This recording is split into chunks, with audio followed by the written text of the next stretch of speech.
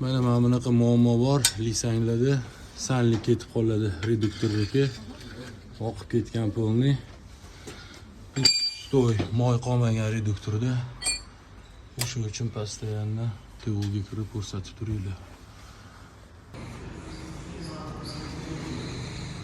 Начинаем замену редуктора на Lisang Li9.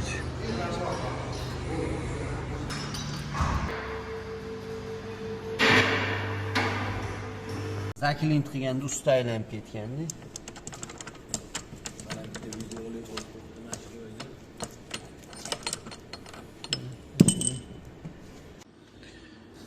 Ли9 разобрали редуктор. Вот в таком состоянии. Вот такой износ от подшипника. Все наелось. Подшипник вот так вот рассыпалось просто. Вот здесь еще выработки есть. Сейчас будем разбирать.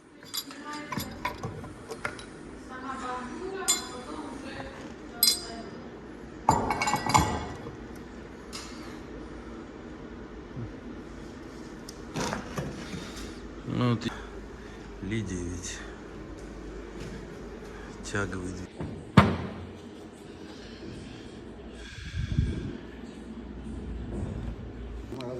Assalomu alaykum. Ko'pchilik so'raganim mandan narxi necha pulga tushadi?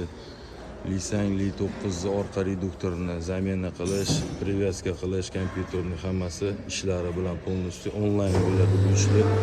Естественно, narxi где-то примерно $4000 atrofida chiqyapti. $4000. Yangi reduktor полностью привязка yechib, yig'ib, taqib, hammasini qilib berish. Oldi 6000 dan boshlanadi.